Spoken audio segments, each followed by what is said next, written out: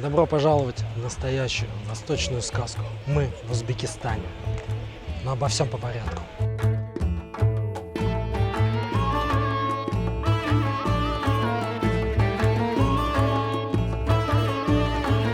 Друзья, нас с вами ждет увлекательное путешествие по стране с городами, история которых насчитывает более 2000 лет. По стране, где готовят самый вкусный плов. По стране, где живут очень гостеприимные и открытые люди. Друзья, добро пожаловать в Узбекистан. Все началось 10 дней назад, когда наш самолет приземлился в аэропорту города Ташкента.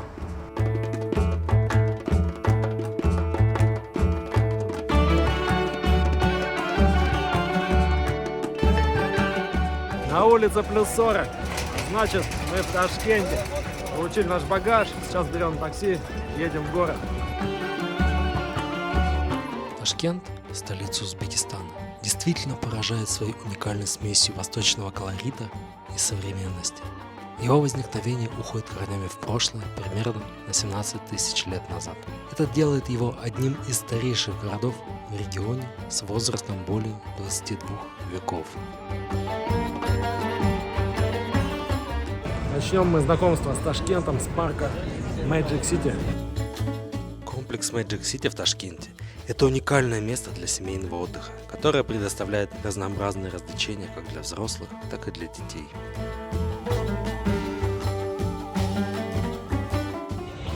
Смотрим шоу фонтанов.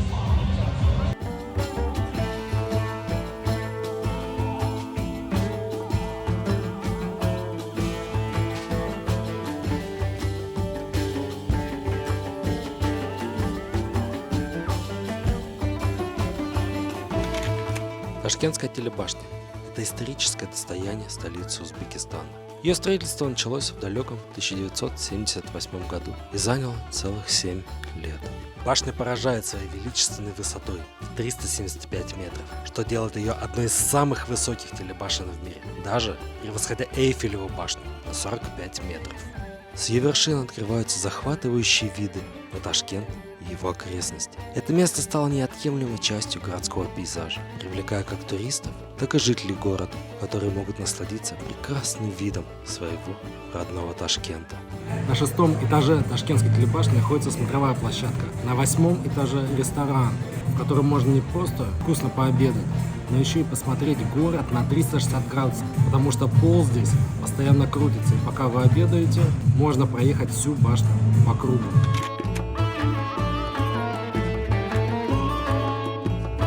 Базар Чорсу, также известный как Эскижувар, это один из крупнейших рынков в Узбекистане и Средней Азии. Расположенный в старой части города, он носит историческое имя Эскижувар, что переводится как «старая башня», указывая на свое местоположение в центре старинного Ташкента.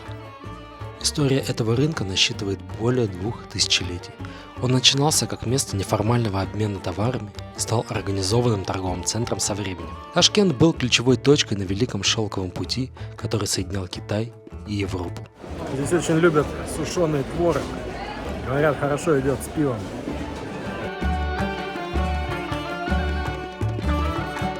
Сейчас я зашел в целый павильон лепешек.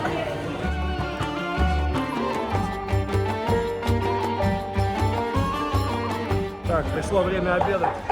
Пообедаем прямо на рынке.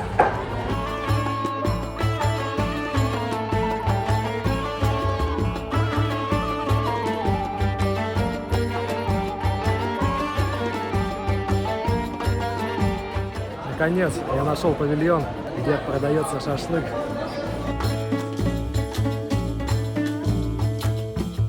Друзья, пришло время познакомиться с ташкентским метро. Как раз станция здесь рядом.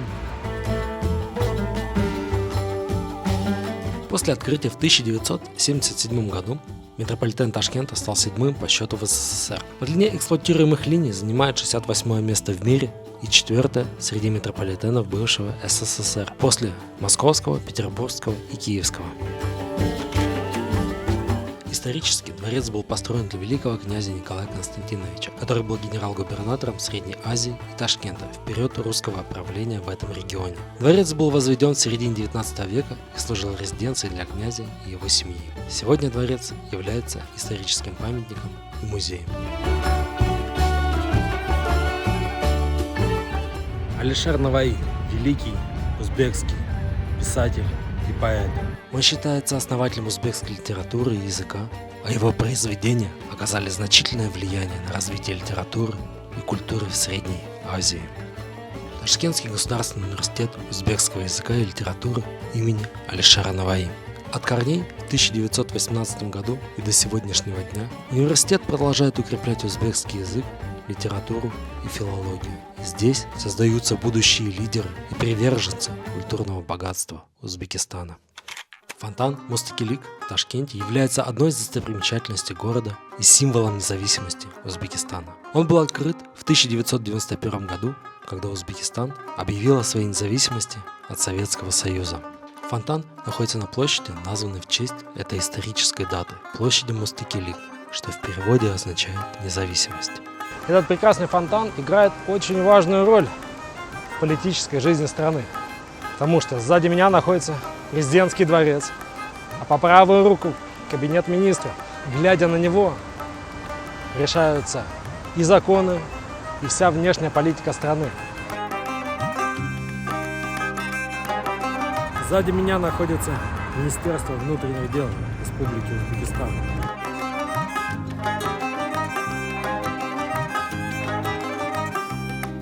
В Ташкенте около 30% площади города занимают парки и скверы. Это создает приятную зеленую атмосферу и места для отдыха жителей и гостей города. Как здорово в 40-градусную жару посидеть в тени парка, поесть мороженого.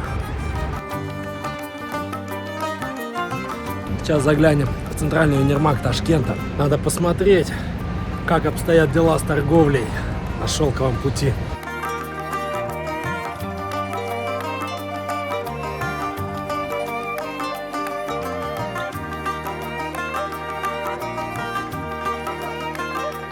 Из всего обилия товаров я нашел подарок для себя, а именно классный штатив для съемок, которого мне так не хватало.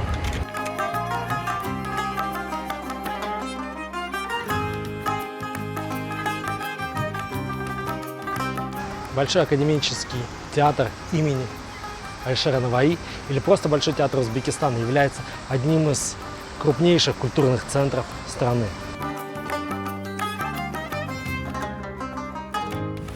На улице плюс 40. На бульварах Ташкента можно немного освежиться.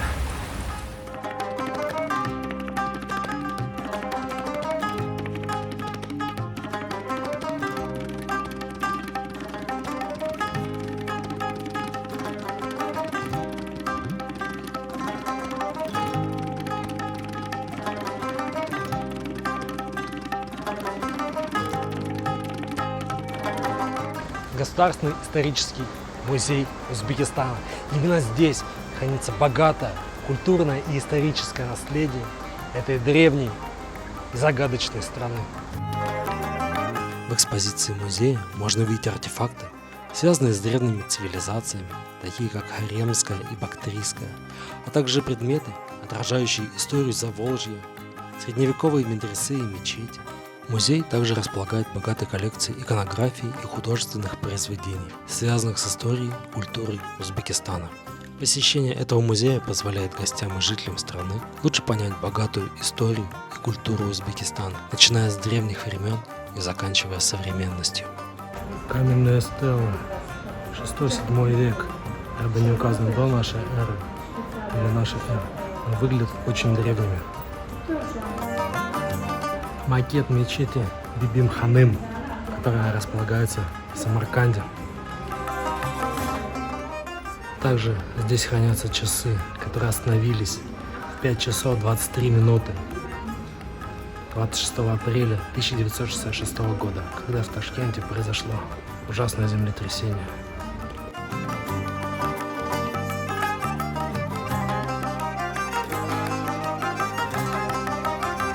Национальная библиотека Узбекистана имени Алишера Наваи.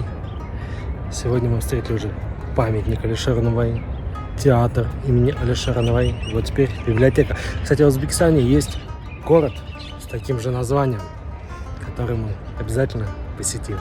Библиотека является культурным центром, где хранятся ценные коллекции книг, рукописей и других документов.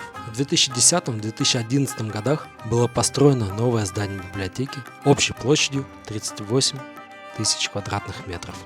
Есть один очень актуальный вопрос. Как открыть счет в Банке Узбекистана нерезиденту страны? Отвечаю, для открытия счета вам потребуется регистрация и ПФНЛ.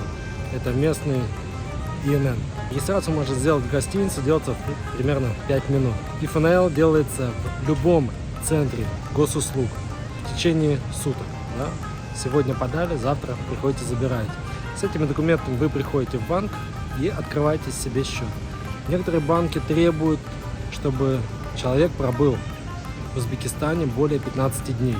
У некоторых банков этих требований нет. Я только что открыл счет, и через 2 часа моя карта будет готова.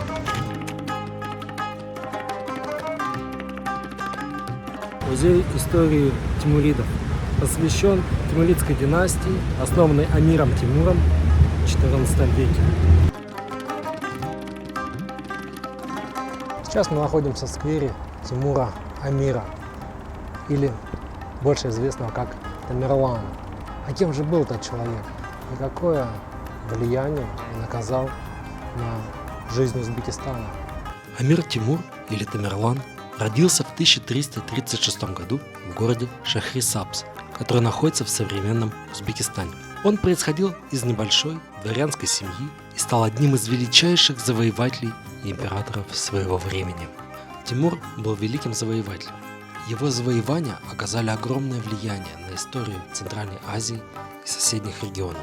Он был известен своим прозвищем «Хромой Тимур» или Тамерлан из-за травмы, полученной в молодости, которая сделала его хромым на одну ногу. Хороший сквер у Тамерлана, одобряю. Можно и памятник посмотреть, и погулять.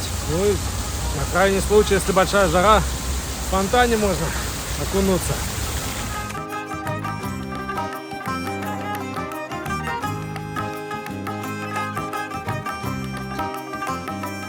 Пойдем посмотрим ночную жизнь Ташкента.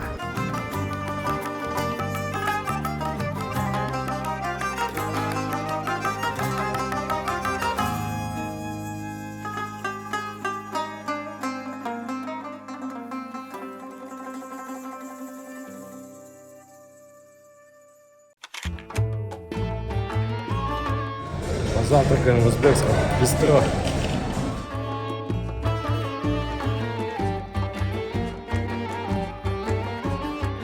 Узумферм – это история о том, как клочок земли, приобретенный в 2008 году, стал раем для любителей виноградарства и экзотической природы.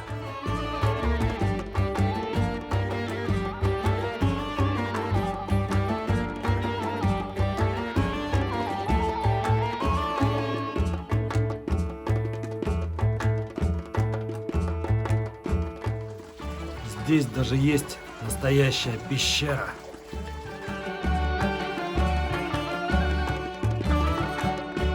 Погуляв по городу, посмотрев его достопримечательности, пообщавшись с местными жителями и почувствовав ритм жизни Ташкента, на ум пришли слова великого Омар Хайяма. Я во сне повстречал старика-мудреца. Он спросил: «Что ж ты спишь? Жизнь не так коротка. Пробудись, ибо сон есть подобие смерти. Отлежать и в могиле успеешь бока». Мы в этот мир вовек не попадем. Вовек не встретимся с друзьями за столом. Лови же каждое летящее мгновенье. Его не встретишь никогда потом. Не завидуй тому, кто силен и богат. За рассветом всегда наступает закат. С этой жизнью короткою, равную вдоху, обращайся, как с данной тебе на прокат. Визит в Ташкент оставил очень яркие, красочные впечатления. Город по своему укладу жизни, архитектуре, стилю больше походит на арабские или турецкие города, но ни в коем случае не на один из городов Советского Союза. Местные жители очень любят свой город и стараются сделать его еще более прекрасным. Это действительно один из самых чистых городов, которые я видел в мире. На этой прекрасной ноте, с любовью и благодарностью мы оставляем Ташкент. Надеюсь, его двери всегда будут открыты для меня. Несмотря ни на что, нужно двигаться дальше. Вот я отправился дальше в город, широко известный в узких кругах, в город, где добывают золото и уран, в город, где живут очень гостеприимные жители. Это Наваи.